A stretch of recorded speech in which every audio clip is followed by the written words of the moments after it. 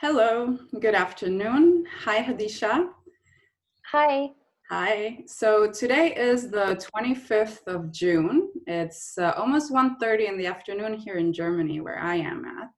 And with us, we have Hadicha. Hadicha is story number 15 in this new series. Hadicha, let's start. Why don't you tell us a little bit about yourself? Who are you? So I'm Hadicha. I'm from Uzbekistan, but I'm currently living in London. And I'm actually really interested to share the story of Uzbekistan since not a lot of people know about the country. And in general, the spring, summertime is the most the best time for tourists. And unfortunately, this year, since coronavirus has swept the globe, not that many tourists are visiting Uzbekistan. So it'd be really interesting to see people visiting more if they watch this video. Yeah, Yeah. I mean, Sorry. no. Before we start speaking about Uzbekistan and also a little bit about the UK, because it will be interesting to compare and contrast both your country at heart and the country you're living in, right? They're very different in general, but also their numbers, their response. The coronavirus pandemic is quite different, so we'll speak about that. But just tell us a little bit more about yourself. What is it that what is it that you do? How long you've been living there? How old you are? Just a little bit more about you, and then we start speaking about the other things. I'm 24 and I work in fintech for a fintech company. And in general, before coronavirus, they were pretty relaxed about working from home in general. But now that coronavirus, the lockdown has happened, it was pretty easy transitioning into working from home full time. Yeah. Okay, and I mean, you just spoke a little bit about it, how at work, where you work, home office was something that was okay, that was done, and now with the lockdown, you transitioned even easier. But is there something else that has changed from your work perspective? Were you doing something different to what you're doing now at your job? Did you have to reinvent yourself, or no, it just changed that going to the office and now staying at home? Well, there were a lot of client-based meetings, but now they're mostly online. But in general, I wouldn't say it was a huge impact like some other sectors, where, for example, if you worked in a store or like something like that, the impact hasn't been huge, I would say, on our job. Okay, and we'll get soon to both countries, but first, tell me, you can, I don't know if you would like to speak first about the UK or Uzbekistan, but if you can tell me for both countries, what is it that is happening right now? So what is the most important topic that people are talking about? What is on the news right now? What is happening in both countries, just so we can have a current look at what is happening in Uzbekistan and in the UK? Here in the UK, from June 15th, they have said that you must wear face masks on transport. Before that, you weren't obliged to wear face masks at all. Also, yesterday, the Prime Minister has said that there was a 2-meter rule in the UK. Everyone should keep 2 meters apart.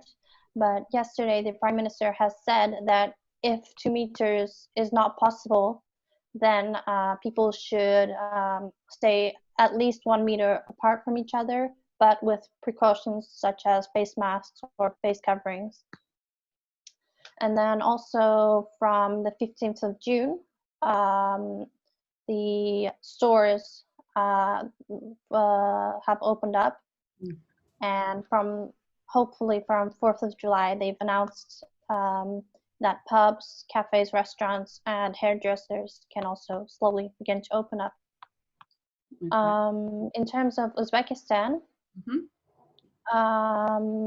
they have implemented a three-color system. So there's red for hotspots where there's a lot of coronavirus cases, and then orange and green. Orange is less severe, and green is more mild number of cases. And I would say just over 2 weeks ago, on June 8th, the public transport system has opened up, which was completely shut off since the 21st of March. So for about a month, 2 months nearly, the transport system has been completely shut off. And that's in the whole country, correct? That's in the whole country, yeah. And yeah, that's where we're at the moment. In Uzbekistan, there has been 6,990 cases so far, which have been tested positive. And according to official data, on the 24th of June, the rise in the number of cases in one day was 239, which was the biggest increase since March. Since it all started. Yeah, since it all started. To have a little bit of perspective on it, context, one might hear, especially coming from a country such as Brazil or the United States or even India, where the cases that are every day. A few days ago, the US had 30, the norm is around 25,000 cases a day, and then they had 33, I think, yesterday, and Brazil has had like 55. You might think, okay, what is around 250 cases? Yes, it is nothing if you are in Brazil, but it is a lot for a country as Uzbekistan, because earlier we were discussing that it's a relatively small the population is quite small. We have only 33 million.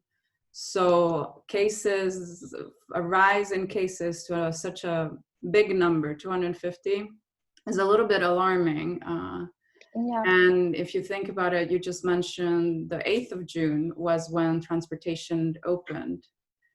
That would be a little bit after the 2 weeks that are necessary for you to see how the actions that you have taken 14 days earlier affect the present, right? So it will be interesting to see the next few days if maybe it was just a fluke, or if there's something else aside from that.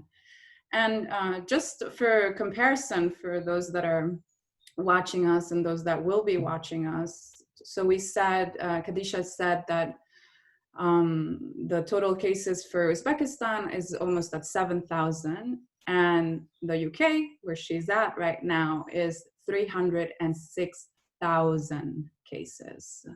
So yes, it is a bigger country, but we know that unfortunately things have not gone very well in the UK yet. And total deaths, you were saying, how many were they in Uzbekistan right now?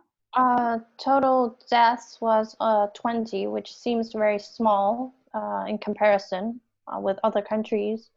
But I would say that Uzbekistan was very strict in the beginning, and the number of deaths was very low in the beginning. Because they enforced lockdown really strictly, and they closed off all transportation, the airports, and I would say that if they hadn't closed down air transportation, a lot of new cases would have come in from abroad, and the number would have been much bigger. Much bigger, yeah. I mean, like we spoke when I approached you for this interview. I told you I have lived in Uzbekistan.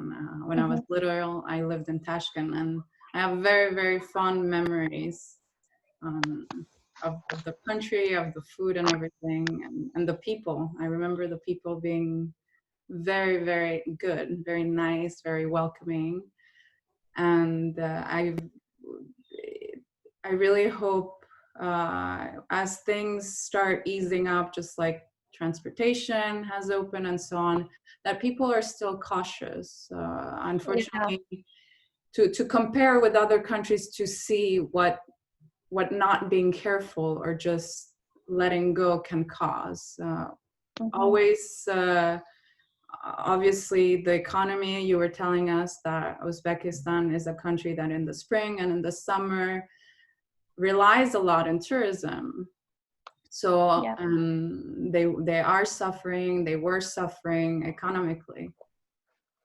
But things need to be careful. Tell me, before we start speaking more about your experience and so on, what you already told us a little bit about the measures that Uzbekistan took. Can you compare them with, or just talk to us a little bit about the ones in the UK, and maybe tell us a little bit more about the ones in Uzbekistan? So what were the first measures that you remember that were taken by the Uzbek government and the UK government to stop the spread of COVID-19? And just walk us through the last few months. So in Uzbekistan, I would say it all started at the end of March, so around the 23rd, 24th of March, where they all suddenly, there wasn't any reporting beforehand, but it was really sudden. They shut down all transports, they shut down all airports, land borders, and they isolated themselves. Okay. Because they were afraid that a lot of new cases would arrive from abroad, and they even stopped car transport, so you couldn't go for a drive, or they made it so that they made it so difficult for people to travel that they were forced to stay at home. But you said it was quite sudden. Does that mean they communicated and there wasn't enough time, or? Well, they announced that the first case came from abroad, from a woman who had traveled to France and had come back and visited relatives, and that's where it had started from. So I think that it was so sudden because they were afraid that more cases would arrive from Europe, from China, from other hotspot areas. So they had to act fast, I guess, and so that was how it all started.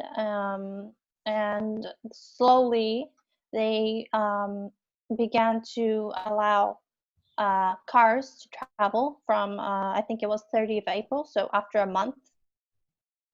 They allowed cars to travel from at set times from 7 o'clock to 10 o'clock in the morning, so people could get to work, and then from 5 o'clock to 8 o'clock in the evening, so they could get back home. And during the other times, you weren't allowed to travel. So yeah, that was another significant measure. And also, a lot of people were stranded because they shut down the airports so suddenly. A lot of people, a lot of Uzbek citizens were stranded abroad. Those who had who lived abroad or had gone on holiday, for example.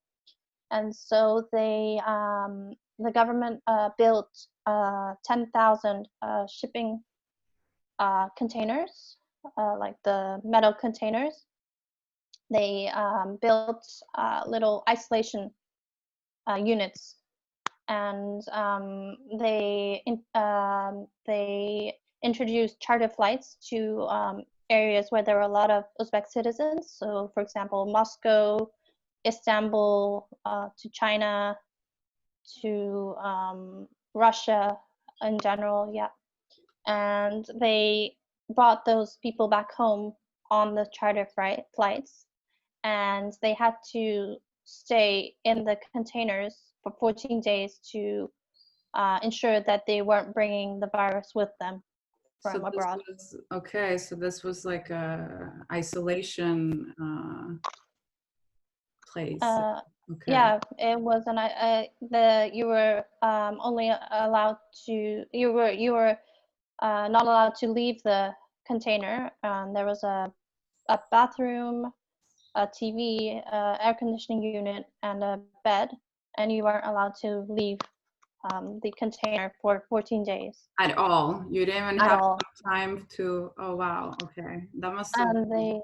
they brought you your meals. They took care of you, but you weren't allowed to leave the containers. And of course, this means no windows. A container. Yeah, exactly. And I had a a relative who flew from London to Uzbekistan on a charter flight, and he said it was pretty difficult on on on his mental health. It was very hard Exactly.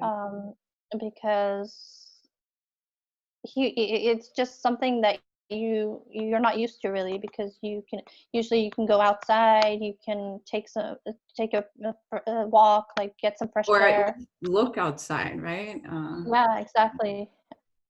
And And he said it was really hard towards the end of the 2 weeks. okay, because it's like just one more push, just a little bit more.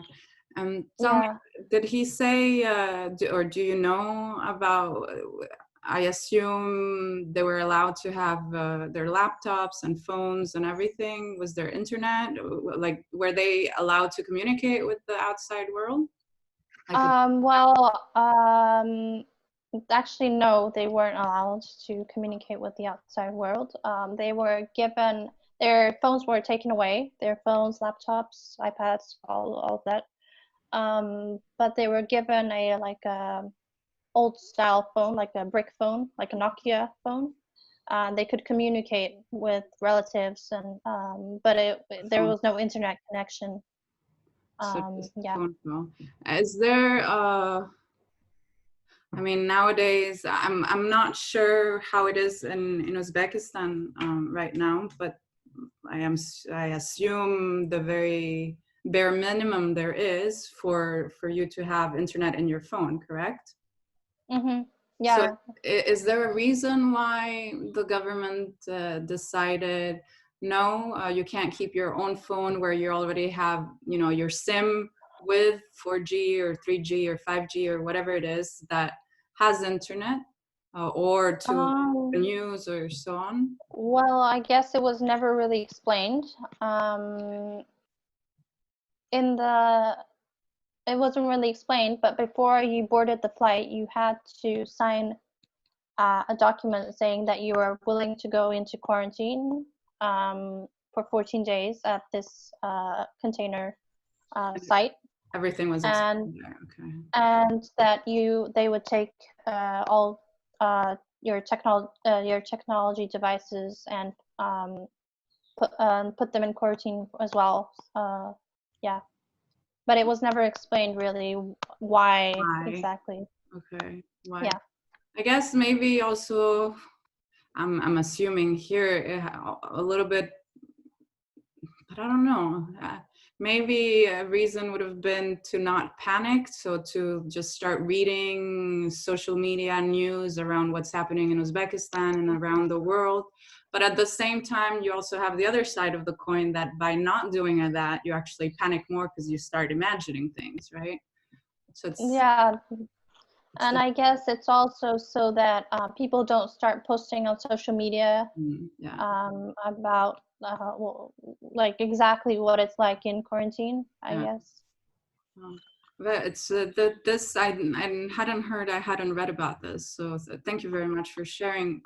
And it is another measure that I'm sure listeners or people that knew about it before thought, okay, that's very harsh, that's very strict, that's a little bit too much. But as we have seen, different countries have reacted differently with different results. So I think it's a little bit too soon in history to be able to say what was good and what wasn't. Yeah, exactly. So this is just a story of how it was done, and the numbers and history will tell us if it was a good measure or not, but not yet, right?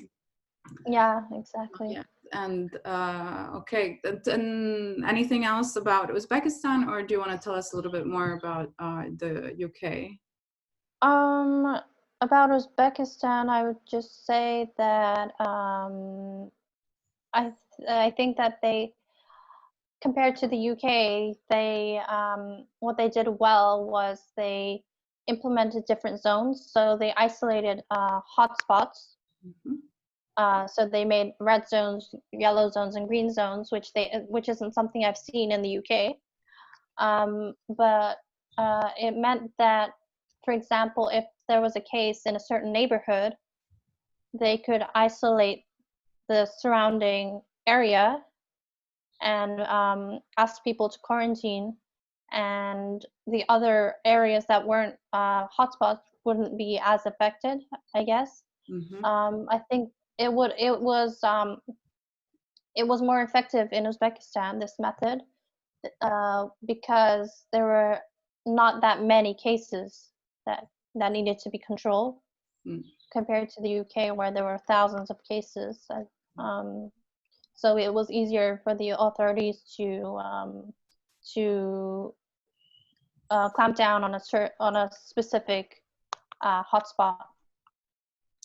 And tell me one more thing regarding Uzbekistan. We saw a few months ago in the UK, the healthcare system in the UK, NHS, already having problems from, okay, enough PPE, protective gear for the nurses and the hospitals, but also is a hospital going to be needed? Are enough ventilators there? Is there enough manpower? Is there enough beds, ICU, and so on? Which is the problem that we have seen all over the world. So even countries that do have one of the best healthcare systems in the world, like Italy. Italy is known for having a very good healthcare system, especially in the north. And we have seen what happened in the north of Italy in March and onwards. You also have countries in Latin America that, unfortunately, even before the pandemic, their healthcare system could not afford even an epidemic, right? Just that. What's the situation? What was the situation before the pandemic in Uzbekistan, and what's the situation now? How is the healthcare system in general there? The healthcare system in Uzbekistan leaves a lot to be desired. It wasn't very good before the pandemic. Doctors weren't very highly paid, but during the pandemic, the government did step in and say that they would be offering bonuses to doctors who worked who worked with coronavirus patients, for example, and that if they themselves became ill, they would be compensated by the government for that. But in general, at the beginning there was a lack of PPE, which was seen all across the globe, I guess, because even in the UK, there was a huge shortage of PPE, and the UK is one of the countries where the NHS is really a stable healthcare system, But at the beginning, there was a shortage of PPE in Uzbekistan as well. But I guess they slowly found ways to work around that and get import new uh, products to cover all staff. And what you mentioned earlier, that the government was also given incentives to the doctors, that so they would, you know, step up and help them. Mm-hmm. And Yeah. also they would get sick, that they would be covered economically and in other forms. In the end, because you hear sometimes people saying, oh, okay, but why are they interested in that, or so on. You have to think about the fact that this is a new virus. Things are still unknown. Yeah, Things exactly. are changing, so it is obviously, and it's very contagious, as we obviously the whole world Mm-hmm. has seen.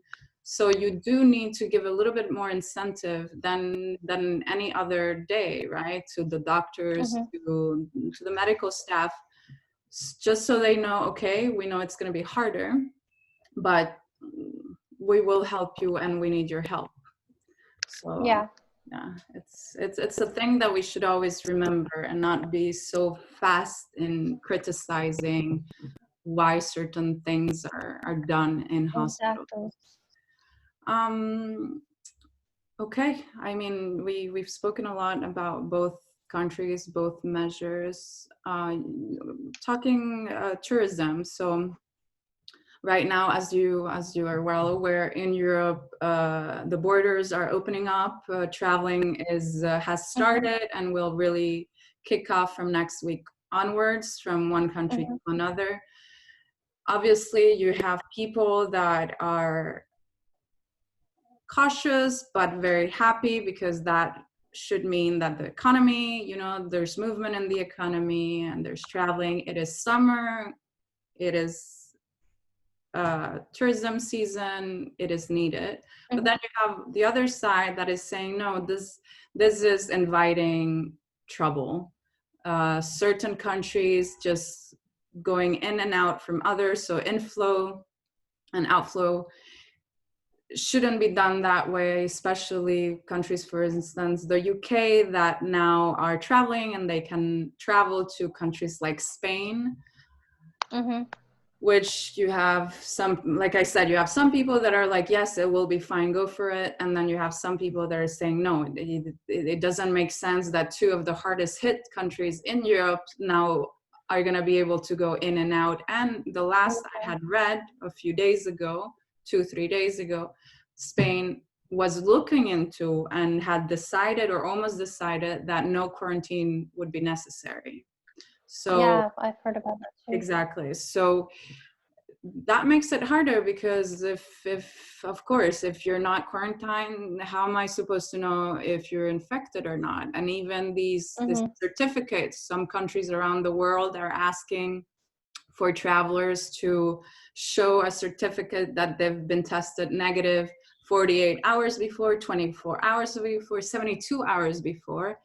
And how helpful are they? They're not helpful, because first of all, in 24 hours, 48 hours, I could get infected. I could become from negative Yeah. to positive, and even from 1 hour before, right? Mm-hmm.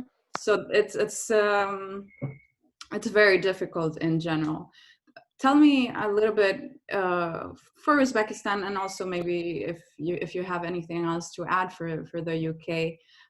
Mm-hmm. What is the plan for traveling, for the borders, for tourism in Uzbekistan? Um, the borders are still closed. They said that there were plans to open up the airports from July 1st, but there hasn't been any official announcements about that. But there are rumors that this date will be moved to 1st of August, so Okay. another month. But the government realizes that the lack of tourism will have a very heavy impact on the economy.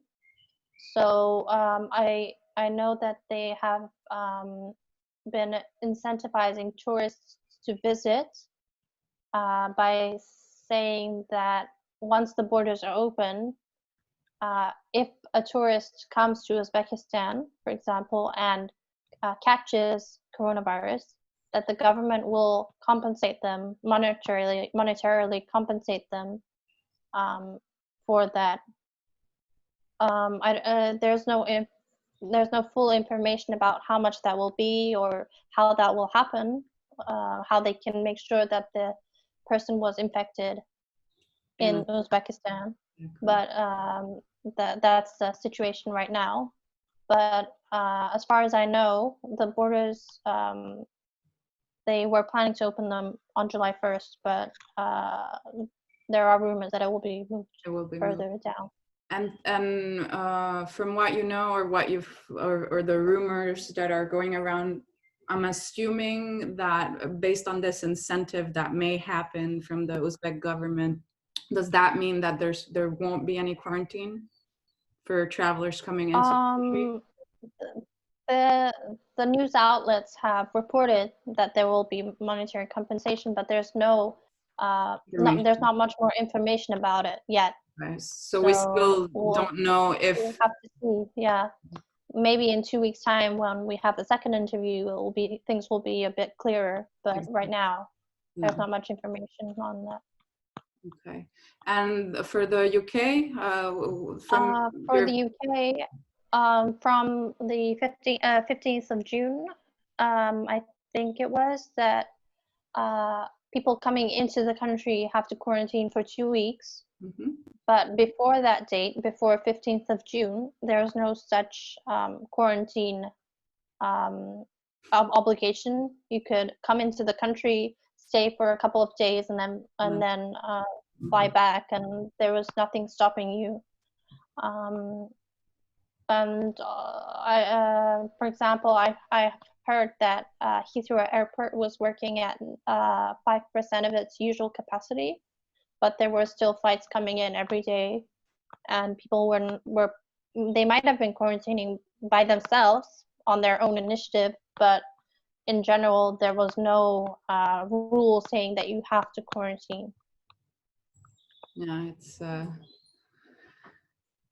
it's difficult because on one side, like we said, you have science and facts and examples, right, of what's working, not working in other countries, and then on the other side you have the economy. And it's really interesting seeing the huge contrasts, like for example in quarantine, where in Uzbekistan they're forcing you to stay in a metal container for 14 days with no windows, no going outside at all. And then in the UK, where before the 15th of June, there was no quarantine at all. And yeah, it's just a huge contrast. It must be difficult also for your family that is in Uzbekistan. You were telling me before we started our interview that you have both your parents' families are there, and your parents are with you in the UK. Yep. You have both sides of the family there, and your husband's family is there. Tell me a little bit, they must be worried about you guys, right? Yeah, they are actually. They are. They call and say, oh, I heard on the news there were so many cases. Because for them, they only have 20 deaths. But in the UK, there's so many more deaths. And for them, it seems like, oh my God, something really, really horrible is going on in the UK because there's so many deaths. Like, it must be really bad. So for them, it's kind of hard to understand exactly what's going on in the UK. Yeah, and hard to understand why the government is letting people in and out, or was letting people in and out when exactly so long. We had I had different interviews with different people already, and like you said, it's very interesting to see the contrast from one country to another. And it's the same situation. You have countries where the borders have been closed and they're very strict about it, and then you have countries that you know, you can still come in without wearing a mask, without having tested or not tested, which we have already discussed. It doesn't really mean anything, because by the time you get the results to when you're going wherever, things can change, right? But Yeah. and it just happens. Talking about masks, what's the situation in Uzbekistan and the UK? Well, until August 1st, everyone is obligated to wear a mask outside, just in general outside. Even if you don't go into a store or on transport, you have to wear a mask. Where is that? But In Uzbekistan or in the UK? Uzbekistan, yeah. But recently, the temperature has been so hot. It's been around 40 degrees Celsius, which is the peak of summer, and it's really difficult to breathe with the mask on when it's so hot. So I've heard that a lot of people aren't following the rules. In the beginning, they were really strict. The government was really strict on the masks, but now it's not very strictly enforced.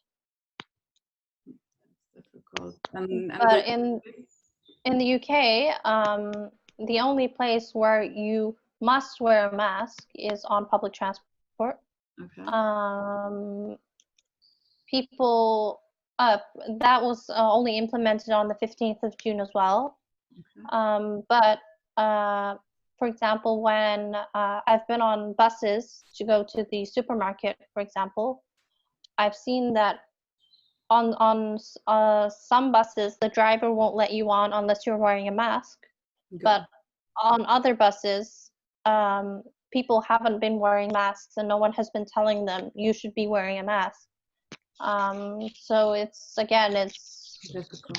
there's no one really forcing you to do it. So yeah, because in Uzbekistan, I guess that the police has more authority, so they can fine you, or um, they can enforce the rules. But in the UK, it's not as simple, I guess. Yeah, I mean, mask wearing is another difficult conversation to have, and that we have had in this pandemic. There has been different views, different opinions, different times saying different things, which has added to the confusion and everything. But it is a pity that as more and more studies have been made and have shown that indeed masks, it is not a solution. Nobody ever said it's a solution. It should not be taken as it is a solution, but it is part of the solution. It is a way Yeah, it's a to precaution. a way to lower Yeah. the risk. And it is something that the more people do it, or if everybody does it, that would be the best case scenario. But the more people do Yeah. it, the less of a risk there is of people getting infected. And obviously that's what you want, right? But of course, Yeah. that doesn't mean that if you wear a mask, then you and I can just walk around hugging each other, right? We still need to keep our distance.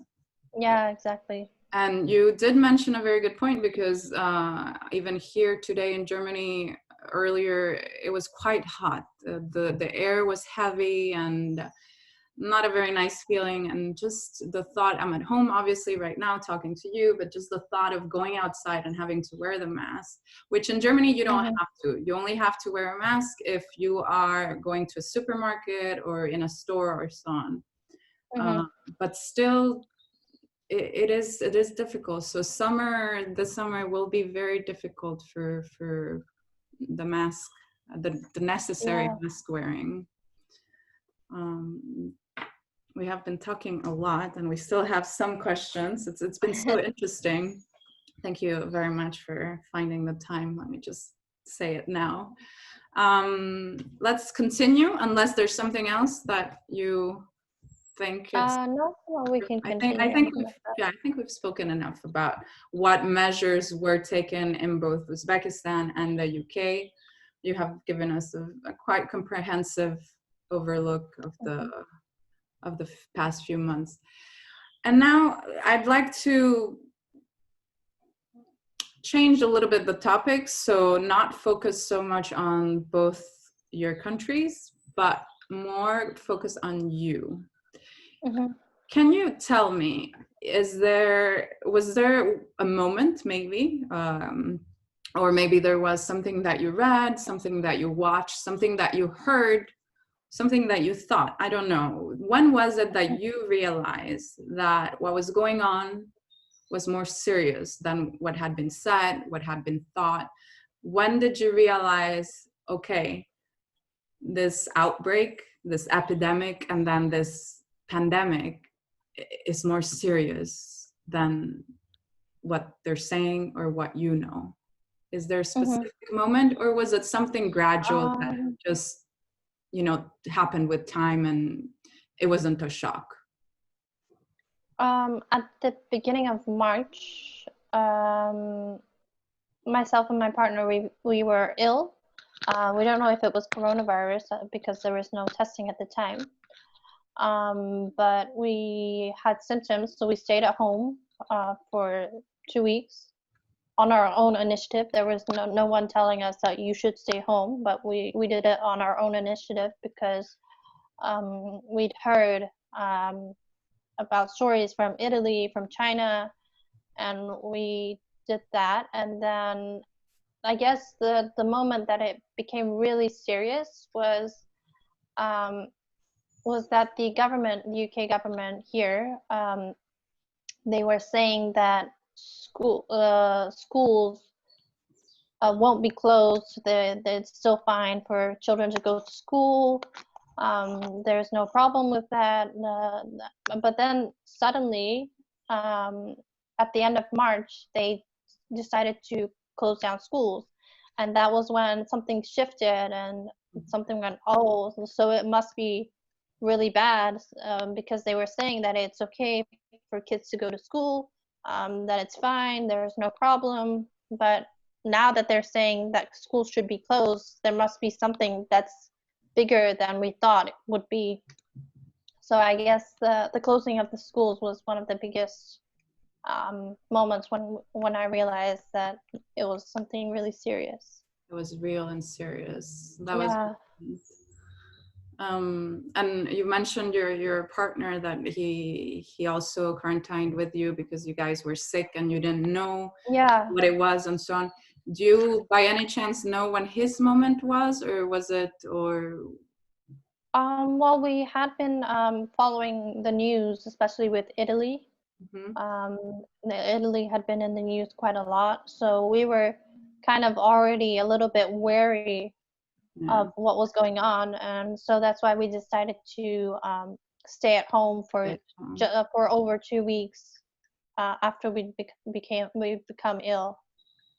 So So yeah, yeah, it was a combination, the knowledge of what was happening in China and Italy, yeah, the knowledge that exactly. you had something and you weren't sure, so let stay at home. And then this whole from kids is fine if they go to school to nope, close the schools. So March. And yeah, and at the beginning, especially in March, April, there was no testing at all in UK. Tests were really in short supply, I guess. And up until recently, they were only for key workers, for NHS staff, for doctors, nurses, or people who had to go to work. And it's only just recently that they've been available more widely for people to get tested. So we're not even sure if it was coronavirus or not. Yeah, you don't even know. And talking about testing, how does it work if you know in the UK and right now, so 25th of June, in the UK and Uzbekistan, if you are fearful that you might have it, think you have it, how easy is it for you to get tested right now? In Uzbekistan, I think you can call up a hotline and they come and test you. They wear a full protective gear and they take a swab and come and do it all themselves. But from what I have heard in the UK, I myself haven't been tested. and the people I uh, know closely haven't also have not also been tested. But from what I've heard, there are drive-through test centers where you can drive up, they take a swab, and then you drive back home. Or there are also postal kits where they send it by post. You take the swab and send it back. So Okay. yeah, that's what I've heard, but I haven't had firsthand experience with the testing. Okay. Yeah. We're almost over with our conversation. We could really just continue talking, but just to stay in the format, tell me one thing. If you could speak to Hadicha, to the Hadicha in 14 days, so your future self, and if you could give her a message, what would you tell her? At the moment, I am a little bit fearful because not that many people are following the rules, because recently there's been more of a relaxed attitude towards the rules. In the beginning, people were here in the UK at least, people were very considerate of following the rules, and but since they've opened up shops, and they're opening up pubs and bars and restaurants from the 4th of July, and also so sorry to interrupt. Let's do that actually, because I to tell you the truth, I messed up a little bit the order of my last questions, and you just reminded me. Let's speak first about your concerns, which you started speaking about. Tell me about your hopes and your concerns for the UK, your hopes and your concerns for Uzbekistan. What is it that you think is going to happen in the next few days? What is going to happen in the next few weeks? And what is it that you don't want to happen? And just tell us about for both countries and for yourself, obviously. As I was saying, in the UK, they're relaxing the rules, and I'm right now I'm a little bit scared that in 2 weeks' time there's going to be a high rise in cases. For example, yesterday was the hottest day in the UK, and my friend who lives near Brighton, near the beach, she sent pictures of people lying on the beach, and there's very little distance between them, and no one was wearing a mask.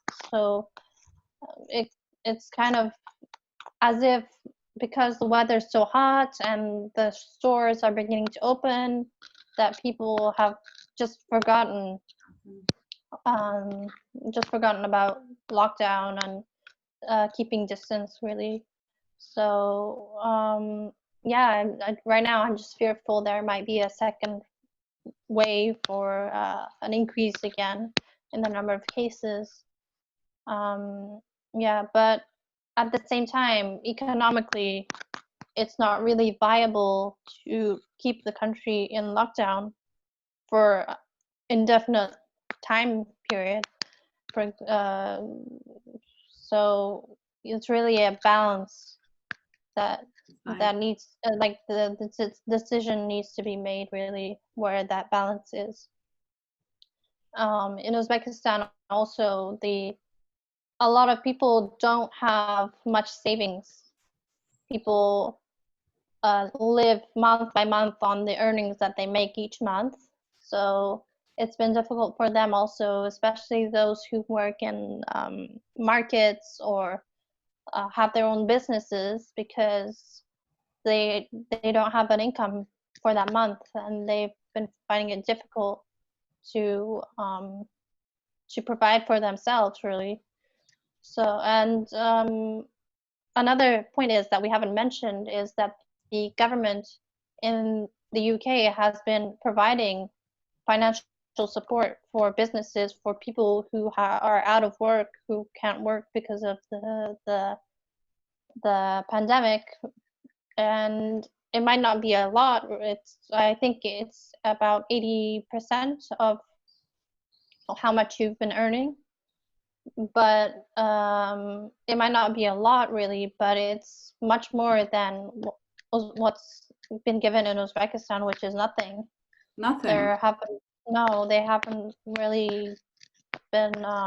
Well, there are charity initiatives and support networks of people who are helping those in need, who are helping those most vulnerable by providing like food supplies, toiletries, those types of things. But there's nothing financial. Like there's no financial help out there, and it's difficult to see people who are who had a steady stream of income that they could rely on have that cut off and not be able to support themselves.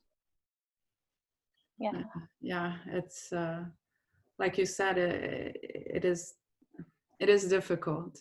The economy does obviously play a very important role, a little bit more in some countries than others, a little bit more the summer in one country than another.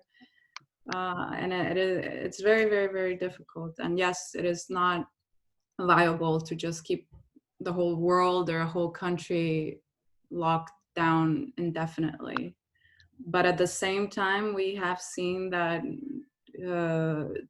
you obviously have to, and you can open an economy, but you need to do it in stages. You need to do it carefully, making sure that you have enough of a system that can just test that if there's an outbreak, you can know, okay, now contact tracing, let's see how much it has spread, if it has spread, and just start testing everybody.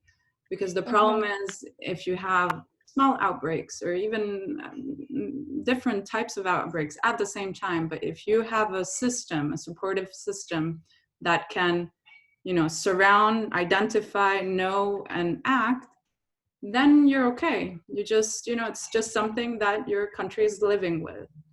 But if you don't have that, then even if it's a small outbreak and you don't have the time, you don't have the manpower, you don't have the technology, the anything, then we just go backwards, right? And it's worse. But yes, a very, very difficult. And I assume now you told us your concerns for both Uzbekistan and the UK. I assume the opposite of your concerns are your hopes, or do you have any, or do you have one more hope or something else?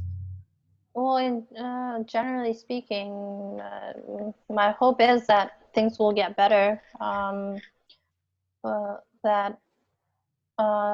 That the government, both in the UK and in Uzbekistan, will find a way to balance out the economic impact and the number of people who are getting ill with coronavirus, and find a way to balance that out, I guess. Mm-hmm. Yeah. And now for the last question, putting aside putting aside your hopes and concerns for the countries, let's say, but if you can't, or if you don't want to, obviously don't. But what I want to know is just if you could speak to Hadicha in 14 days, what would you tell her? Anything about, just if you could speak to your future self, what message would you tell her? That 2 weeks isn't actually a long time, that it goes by really quickly, and that even though it's already gonna be July, that I should still be cautious, because the virus is still out there, and just because the measures of lockdown are decreasing doesn't mean that that